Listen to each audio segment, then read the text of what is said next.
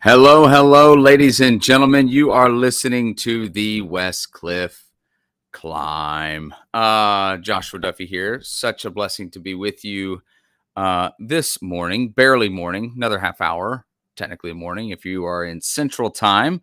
It was a great week in the Duffy house. My beautiful wife, Mallory, turned 34 years young. And yes, ladies, she gave me permission to share her age. That's right. And so our three kids, out of those three youngsters, let's see, no broken bones, nobody's head cut on any piece of furniture. And yeah, everything's intact. So overall, a fantastic week in the Duffy house. No injuries, no ER visits, and a birthday. Fantastic. We're going to talk about just briefly today, Crushed. That was the video, of course, that we put out this past week. A comparison of my son loves to help me take stuff, move stuff, especially now he's starting to get kind of 6 years old. There's an iPad, there's Mario Brothers, there's more distractions, and as we all know that are adults, the distractions are only going to increase for little people. But early on, the kid, if he could help me carry or move anything, okay, 3, 4, 5 years of age, he'd do it. And a lot of times, at first, if I gave him something like some wood or whatever, like sticks or twigs, you could tell he's feeling really good about himself. He's like, man, I'm strong. You could tell it's like a self-esteem boost, right? A self-esteem shot right to the ego. He's feeling good. He was, big smiles, shoulders back, chest out. And so then I started giving him heavier and heavier objects to carry. And you would watch the smile slowly dissipate from his face. And then, he's not suddenly looking around and taking in the scenery and looking to see if I'm looking. Now this intense little man is like focused on just getting the job done. And as the weight got heavier, eventually it just kind of like broke him, right? Like he doesn't want to carry anymore. It's heavier than he in his own strength can deal with. And so then finally we would carry it together. And so then his confidence is renewed. What he doesn't realize is at this point it's a log, right? Like I say log, like you typical piece of firewood, okay, before it's cut. So still solid, right? Well, I'm just about blowing out my lumbar because I'm really actually carrying it, right? But I'm holding the weight way out in front of me because he's holding the other end, and he's coming to the conclusion, or at least he thinks he is, that he's carrying it. And so we get to the other side, we get done, put it down, and he's like, "All right, Dad, we did it," and then high five, yay us. We got it done. And I thought that was just like a cool, inspirational moment, just to spend some time with you in the moments that we have together this morning, what it looks like to be crushed. There are many of you out there who thought that the burdens and the pressures, the fears, and the worries, that they were going to subside at some point. I don't know if you've ever been in that situation before in your life where you're like, okay, that's got to be as bad as it'll get. That has to be. Did it, got the t-shirt and the coffee mug. Certainly, we made that trip, took pictures, and we're done with it, right? Like, and then you find out like 6 months later, like, I think it's worse than it was the previous 6 months, right? And that's kind of the nature of what I wanted to touch on. Like many of us here have a season of life, and maybe you've had that season of life as well, where like it was going well, and the burdens that you were dealt, sometimes they're burdens that you created. It's a hard pill to swallow, but it's true. Sometimes it's burdens that are circumstantial. They're things that happen to you. They weren't your call. And whatever it is, early on, before the burden is too heavy, like you're navigating it, and a lot of us that are going to check this out or listen to it have had that season where you're killing it. Yeah, there's several things to juggle. Yeah, everything's not perfect in my life, but I have enough going for me Usually that checklist looks like I'm young, I'm moderately to successful, or at least there's hope in the future. There's prospects for me. I'm dating someone. We'll see how it works out. I feel good about it. Yeah. Whatever that is. And so you have enough distractions and enough little wins under your belt that you're kind of like, yeah, okay, yeah, I have this, and this in my life, but overall I'm managing. And no different than my son, like what begins to happen, and perhaps this is you, there's a moment where the weight steadily gets heavier. So you do get the job that you wanted. You do get the promotion that you wanted. Not only do you discover that it doesn't do anything for you as a person as you had hoped it would, in fundamentally shifting your value, your worth, your intrinsic value, the way that you see yourself, your family, and all of that. Now there's even more required of you and greater pressure than you had before. Maybe you finally do, the person you're dating, you do marry them, and you have a great wedding ceremony, and you got the best photographer this side of the Mississippi. And you get back from the honeymoon and you're like, wow, that's it. I'm like 100 million other people. We're just two sinners now trapped under a roof. Romance moved to commitment. And all of the stuff that you hid from each other, all the burdens and issues that all of that hidden luggage that you had, that person that became your spouse had no idea. You hid it away in the closet or in the attic, and now it starts coming out, right? You were able to fake it during the romance phase and the courting phase and the dating phase and all of that. Now you're married, and it's like, you know what? Like, there's my toothbrush. Here's my issues. Here's where I have a short fuse. Here's where I have baggage. Like, all of a sudden it starts coming out, and then you find out, like, wow, I got what I wanted, and now this is harder than I thought it was going to be. Wow, I knew if we just started our little family, I had this picture of a portrait. It was going to be great with the kids and a little puppy and a minivan in the background. Oh, the family dream, right? And then you suddenly find out, like, the minivan door doesn't open like you'd hoped. Now it's got dings in it, cracked windshield, talking to myself right now, right? And all of a sudden, like, the kids are putting more of a burden on you than you realize. They're requiring more of you as a person. Emotionally, you don't have a whole lot left for the person that, just years ago, you couldn't wait to see. Now, when you look at them, you can barely stand them, right? All of the things that were attractive now annoy you. They went from being, oh, you're so funny, to, oh, you don't take anything seriously, right? You're so organized, turned into, you control everything. So the burdens get heavier and heavier and heavier. And what's interesting is, like my son, the look on your face changes. You stop observing and looking and noticing any longer the cool stuff that's happening around you. You definitely stop looking to the Father. Like, isn't this cool? Like, we're doing this. Because now it's getting really heavy. And it's really actually no fun.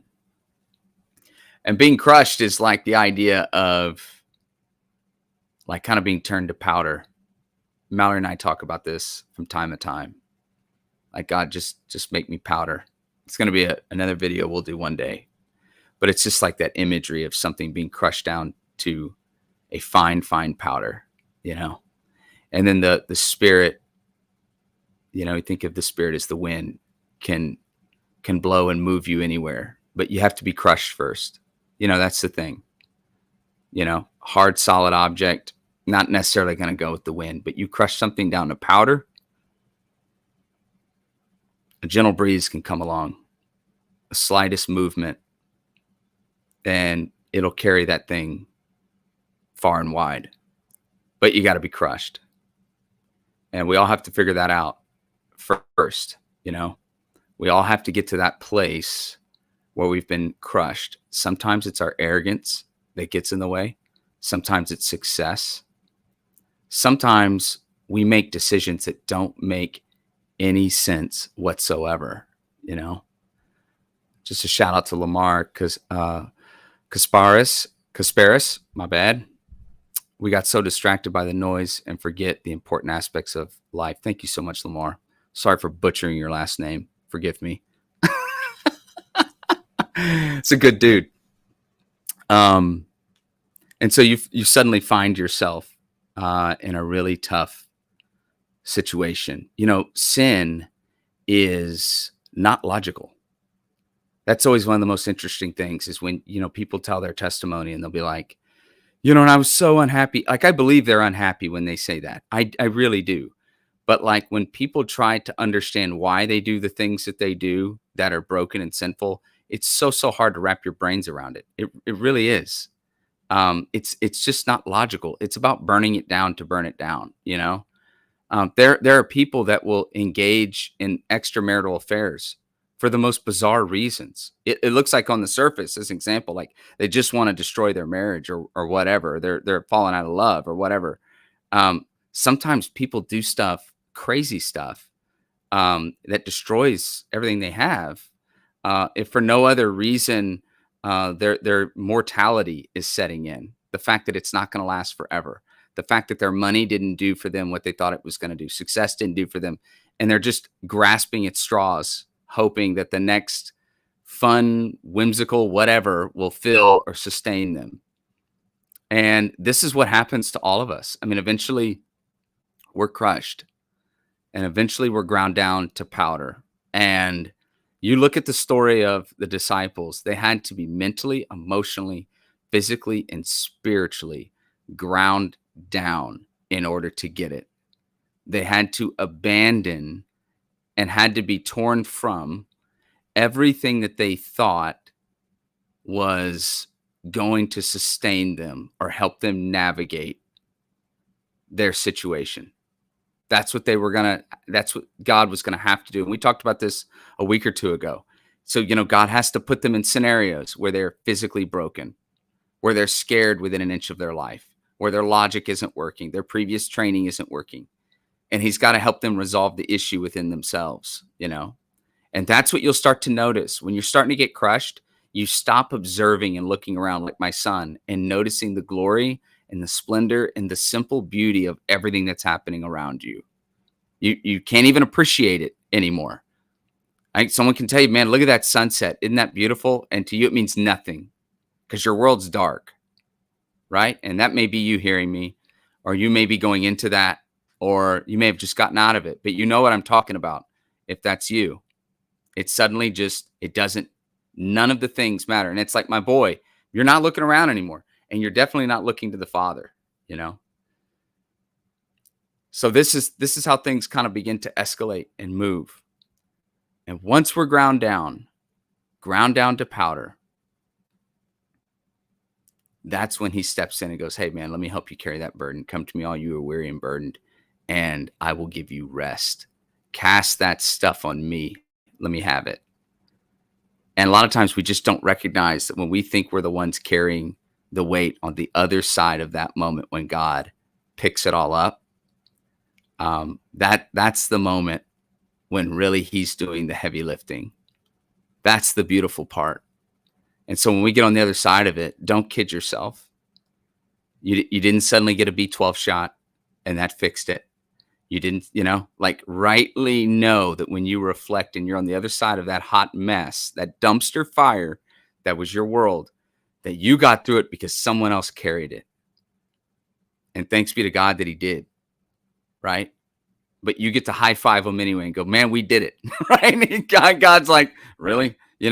But you get to get on the other side of that and you get to be carried to the other side of it. And if you're in a world right now where your days are getting pretty dark and you're not able to look around, I can't encourage you enough. I mean, God's word is so clear in Romans, neither height nor depth, neither angels nor demons. Nothing will separate us from the love of God that is in Christ Jesus. Nothing. There's no burden that he can't carry. There's no trouble that he can't understand. There's no aspect of the human condition that he's not aware of and hasn't experienced. You're not on the island that you think you're on. That's a fallacy. That's deception. He gets it. He gets it 110. So this is the beauty, is then seeing the joy in my son's face restored the moment his dad helps him. Isaiah 53:5, but he was pierced for our transgressions, he was crushed for our iniquities. The punishment that brought us peace was on him, and by his wounds we are healed. That burden he became on the cross. He became that mess. He became that season of your life. He became that regret. He became that mistake. He became that worry. He became that season of self-centered, selfish decisions that you made. He became all of the moments that would otherwise separate us from a holy and righteous God forever. He became all that. And he took it all on the cross. And he took it for you, and he took it for me, because that is the depth of the love of Christ Jesus. That's what I want to leave with you. If you get a chance, check out that video. It's very, very cool. It's cool to have my boy in there with me. We got some more content that we'll be hammering out and sharing with you very soon. We have a very cool testimony. Another one coming out. My buddy Jay Mondick. We of course just premiered his video. Awesome. Get a chance to check that out, and then check out this next one. We got some good stuff coming. Lamar, thank you so much for engaging today. I dig it. Any of you guys have any questions? Of course, you see there on the ticker tape. You can, of course, get a hold of me at any time.